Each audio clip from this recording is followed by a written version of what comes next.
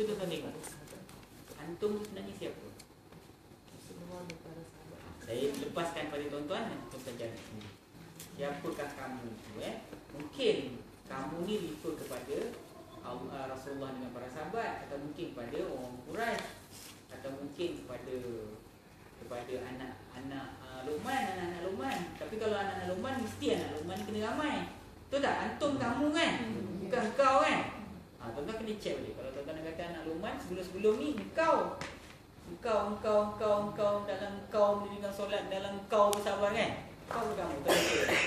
Jadi kalau betul tak? Sebelum ni kan kita Luqman nasihat anak dia, kamu kalau dia kata kamu kena bersabar, mungkin dia anak Luqman lah.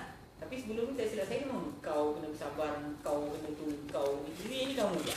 So kamu ni refer pada siapa? Saya lepaskan pada tuan-tuan untuk tuan-tuan saksikan. Ya.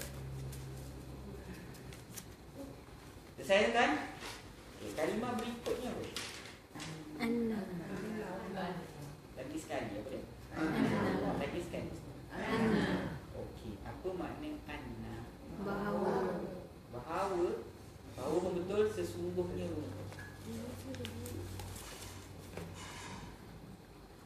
Sesungguhnya. Kalau kalimat yang bermakna sesungguhnya, semestinya, pasti itu termasuk dalam kalimat-kalimat penegasan taukid, betul ke tidak? Ya ke tuan-tuan? Kan penegasannya. So anna ni termasuk dalam kelompok kalimat-kalimat taukid. Okey, tuan-tuan dengar dulu ya. Setiap kali tuan-tuan jumpa anna atau inna, anna atau inna ni ialah salah satu dari dua kalimat istimewa dalam Al-Quran. Sebab apa kita kata istimewa? Sebab setiap kali tuan-tuan jumpa sahaja inna atau anna ini, dia mesti nak kepada dua perkara. Yang pertama, inna ini hendak kepada subjek. Yang kedua, inna ini hendak kepada predikat. Kita dah bahas banyak perkara ini kan. Saya bahaskan lagi supaya tuan-tuan lebih cepat ingat. Sampai tuan-tuan dah mahir, dah familiar, baru saya tak bahas.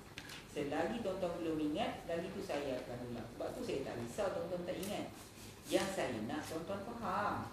Bila saya jelaskan kali kedua, tuan-tuan faham. Kali ketiga, tuan-tuan faham. Tak balik lupa tak apa. Kita ulang banyak-banyak kali. Tiap kali saya jelaskan, tuan-tuan akan ingat. Nanti lama-lama dia melekat lah. Saya tak expect jelaskan sekali tuan-tuan boleh ingat sampai minggu. Jangan katakan tuan-tuan yang senior. Junior pun kalau bahasa Arab ni memang kita ulang-ulang. Tapi nak kita lupa. Saya yang mengajar, kalau saya tak sustain mengajar, saya pun akan lupa benda-benda yang hal. Jadi sebab tu saya tak risau kalau tuan-tuan lupa. Yang penting tuan-tuan datang kelas, kita refresh. Ingat lah. Okey, baik tuan-tuan ya. Inna atau anna ni setiap kali tuan-tuan jumpa, dia hendak kepada dua perkara. Betul ke tidak? Yang pertama, inna hendak kepada apa? Subjek. Yang kedua, inna hendak kepada predikat. Katalah saya bagi contoh dalam bahasa Melayu, tuan-tuan jawab jangan tak jawab. Tuan-tuan jangan catat dulu kalau tuan-tuan rasa belum confident. Sesungguhnya Ali seorang budak yang sangat cerdik. Mana subjek kepada sesungguhnya? Ali. Lagi sekali dengan dia Sesungguhnya Ali seorang budak yang sangat cerdik. Mana subjek dia? Ali. Predikat mana? seorang budak yang sangat cerdik. Seorang budak yang sangat cerdik. Faham tak macam ni tuan-tuan ni subjek predikat? Ataupun saya bagi contoh yang kedua. Sesungguhnya telefon yang mak saya hadiahkan pada saya pada 9 tahun lepas hilang. Hati-hati jawab Saya nak tahu mana predikat, mana subjek, mana predikat dia. Sesungguhnya telefon yang mak saya belikan untuk saya 9 tahun lalu hilang. Subjek dia mana? Telefon yang mak saya belikan 9 tahun lepas. Sampai perkataan apa? 9 tahun lepas. Kena jawab betul-betul. Sebab kita nak praktis dalam, bukan saja-saja saya bagi contoh tu, mesti ada sebab. Tuan-tuan kena jawab macam mana yang saya tanya. Sesungguhnya telefon yang mak saya belikan untuk saya 9 tahun lalu hilang. Subjek dia mana? Telefon sampai perkataan 9 tahun dulu kan? 9 tahun lalu. Kenapa dengan telefon yang mak saya belikan 9 tahun lepas? Predikat dia mana? Hilang. Jadi perkara pertama yang saya nak tuan-tuan cari, subjek dan predikat. Lepas tu baru kita bahas soal lain. Sekarang ni tuan-tuan jumpa anna kan? Anna atau inna sama ya tuan-tuan. Adalah perbezaan yang saya jelaskan. Sekarang ni kita jumpa perkataan inna atau anna. Anna kita jumpa sini. Tuan-tuan jumpa anna. Setiap kali tuan-tuan jumpa anna ini hendak kepada berapa perkara? Berapa perkara awak tak ada kelayan tu tolong foto state hilang ke tertinggal? Hilang, nanti dapatkan yang baru. Wajib awak kena ada dulu. Kalau tidak nanti awak tak boleh, awak susah nak perlu kelas. Tak boleh, tak tahu mana kita pernah bahas. Lagi sekali tuan-tuan dengar dulu tuan-tuan. Setiap kali tuan-tuan jumpa anna, tuan-tuan kena cari berapa maklumat? 2. Yang pertama apa? Subjek. Yang kedua Predikat. Sekarang ni balik dekat ayat ni. Tuan-tuan tengok ayat ni. Annallaha sakhara lakum ma fis samawati wa ma fil ardi. Maknanya dia sesungguhnya Allah, dia telah menundukkan untuk kamu apa yang ada di langit dan apa yang ada di bumi. Sekarang saya nak tanya subjek kepada anna. Mana dia subjek kepada anna? Sesungguhnya Sesungguhnya mana subjek dia tuan-tuan? Allah subjek dia. Betul ke tidak? Okey, baik. Mana predikat dia? Dia telah menunjukkan Dia telah menundukkan untuk kamu langit dan apa yang ada di langit. Betul tak? Sekarang selesai tak masalah subjek predikat? Selesai ke tidak? Bila selesai tu kita boleh bincang soal baris. Ingat dulu tuan-tuan. Inna atau anna ini dia hendak kepada 2 perkara. Betul Prof? Yang pertama dia nak apa tadi? Subjek. Yang kedua dia nak okey, baik. Dengar dia nak subjek dan predikat. Okey, si inna atau anna ni tuan-tuan, selain daripada dia hendak kepada kedua perkara tersebut, dia akan berikan baris tertentu kepada kedua perkara yang dia nak.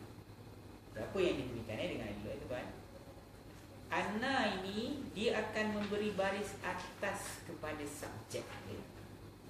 Dan dia akan memberi baris hadapan kepada predikat. Ya. Contoh ya. Sesungguhnya Ali bijak. Dengar tuan-tuan. Sesungguhnya Ali bijak. Ya, mana subjek kepada sesungguhnya? Ali. Mana subjek dia? Ali. Mana predikat dia? Bijak. Baik. Sekarang ni Ali itu sebagai subjek kepada sesungguhnya, betul ke tidak? Kalau begitu tadi saya kata sesungguhnya atau anna atau inna ini dia akan memberi baris atas kepada subjek dia, betul ke tidak? Jadi sesungguhnya Aliyah ke yi ke yu? Aliyah ke aliyu ke aliyi? Jadi kalau ditanya kenapa Aliyah? sebab sesungguhnya Kenapa dia baris atas? sebab anna memberi Subjek selepas sesungguhnya. Subjek dia, itu jawapan dia. Sebab dia subjek kepada inna Ustaz.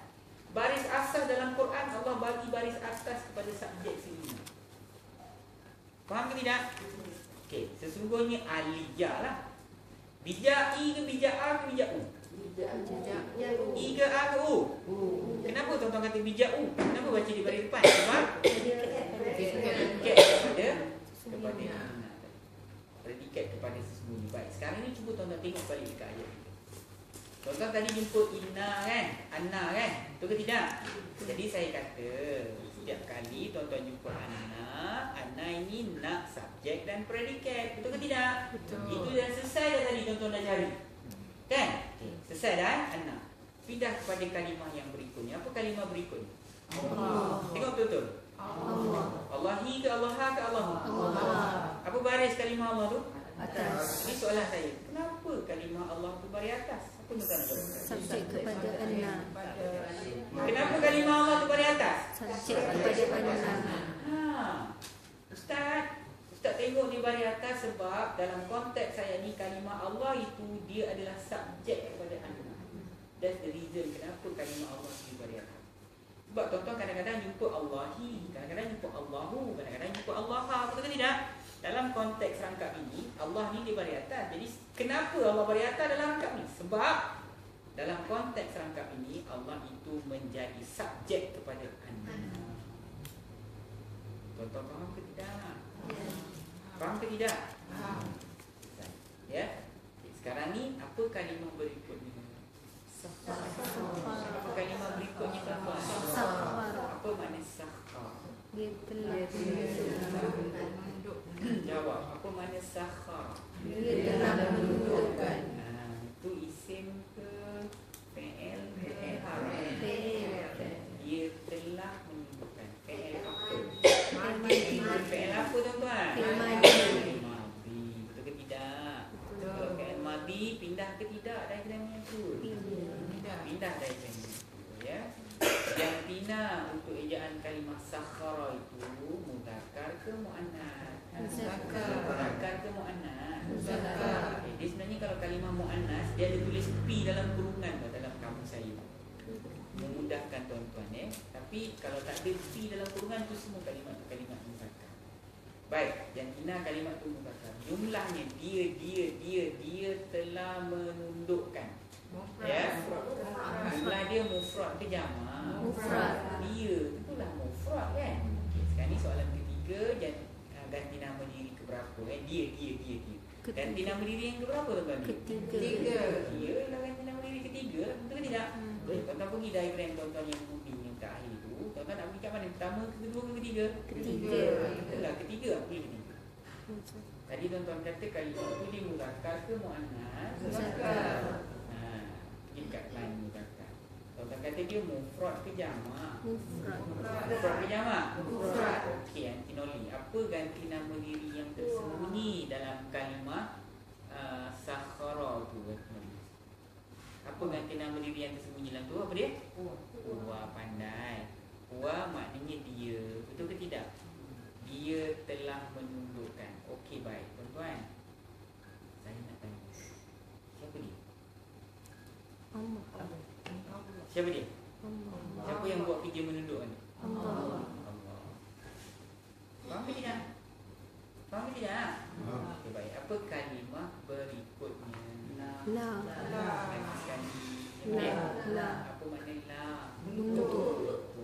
Isim ke fi'il ke haraf? Haraf apa? Harap jar. Untuk atau bagi? Haraf apa? Harap jar. Haraf apa tuan-tuan? Harap jar. Jar. Inilah haraf sendi kata. Haraf jar. Gelaran yang pertama haraf sendi kata. Gelaran yang kedua ialah haraf jar. Dia dekat dalam diagram tuan-tuan. Betul ke tidak? Okey. Apa kerja haraf jar? Baris bawahkan siapa? Isim selepas. Isim yang mana? Selepas dia. Apa dia isim selepas la tu? Apa isim selepas la? Kum. Kenapa tuan-tuan tak baca dia la komi? Kata la tu dia membaris bawahkan isim yang selepas dia. Kenapa tuan-tuan tak baca la komi? Kenapa mim tu tak baris bawah? Mim tu baris mati? Dia betul yang mam. Tak apa. Mam. Yang tak ingat yang Arab, ingat istilah Melayu ke? Kebal. Apa dia? Mam. Kebal. Kebal. Ingat tak kalimah tu dia kebal? Kebal dalam bahasa Arab dia Tuan-tuan tak boleh ubah kalimat-kalimat isim-isim yang berfungsi dia isim ganti nama diri. Tuan-tuan tak boleh ubah dia. Lakomi, tak boleh baca lakomi. Walaupun lam tu harap jar, ya, tuan-tuan tak boleh ubah baris kum tu. Faham ke tidak? Kalau saya tanya kenapa tak boleh Ustaz? Kalimah-kalimah ganti nama diri anta, anti. Anta tuan-tuan tak boleh tukar jadi antu. Kalau anta, anti, ho, dia, hona, semua ganti nama diri dia kalimat yang kebal. Tuan-tuan tak boleh ubah. Faham ke tidak? Okay, saya nak tanya. Lakum kan? Kum mana apa? Kamu. Kum maknanya apa? Kamu. Okay, saya nak tanya. Siapa? Siapa kamu?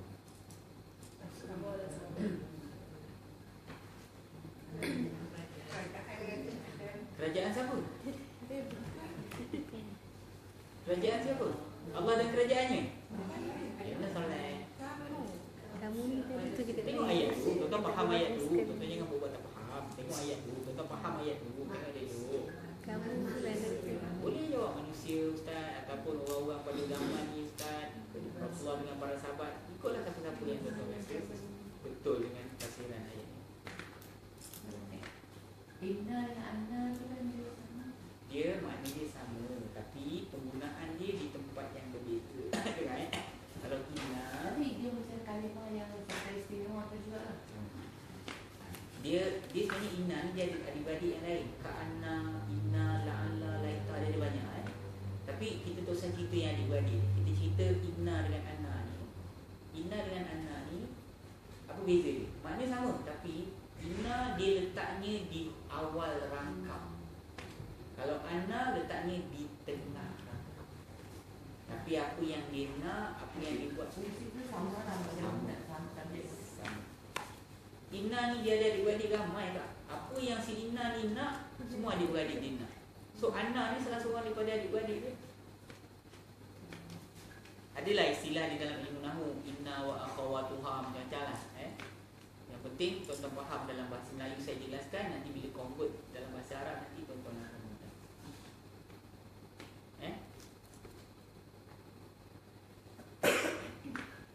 Naik? Tak tak naik? Boleh terus lagi? Saya baru nak ajak proceed sampai pukul 11.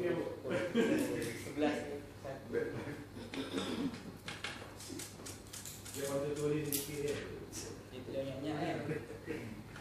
Tuan-tuan ada soalan Faham tak ini pelajaran ni tuan-tuan? Faham kan? Kalau kita ulang nanti lama faham lah. Lama ingat lah. Tapi tuan-tuan jangan putih kelas. Tolong jangan putih kelas. Pelajarannya lah datang hari Rabu. Kalau hari tu tak ada makanan pun tak apa. Tuan-tuan datang kita ngaji je. Ya. Jangan makanan ni menjadi bebanan ataupun menyusahkan tuan-tuan. Saya tak nak. Makanan ni kalau ada kita makan. Kalau tak ada sudah. Tak payah makan. Balik rumah makan kat rumah masing-masing pun tak apa. Jangan jadikan makanan ni satu-satu yang membebankan menyusahkan. Saya nak tuan-tuan datang, tuan-tuan faham Quran. Itu yang saya nak sebenarnya. Okay, tuan-tuan ada soalan?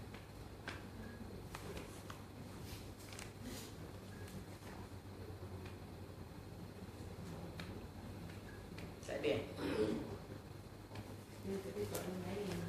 Bolehlah kalau saya tahu saya jawab lah. Saya tak tahu saya jawab. Tak malu, yak malu menjadi satu.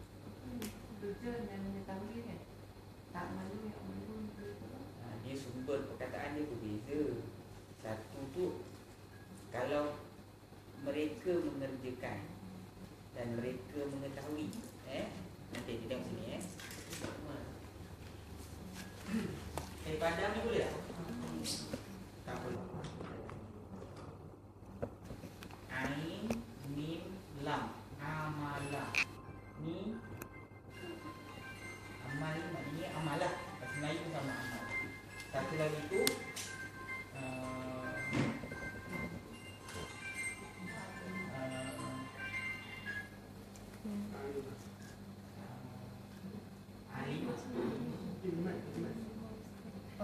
tengok ni satu amalah, satu alama. Amalah ni amal. Alif. Ni dulu ni sama macam bahasa Melayu. Amalah, amal. Jadi kalau mereka mengetahui yang mereka mengerjakan, mereka mengamalkan, ya maluna. Tapi kalau untuk alim tahu, mengetahui ya'lamuna, ya'lamuna dengan ya'maluna. Ni ya'maluna, ni ya'lamuna. Ni sumber perkataan. Jangan tukar. Apa ni? Faham tak? Tapi dia dua perkataan berbeza. Perkataan yang berbeza.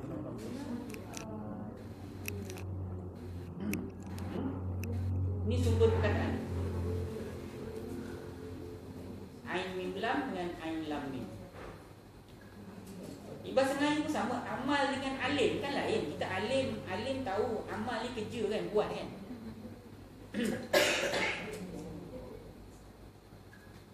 Lagi ada soalan lain? Betul ada soalan? Tak ada. Mak betul tak ini?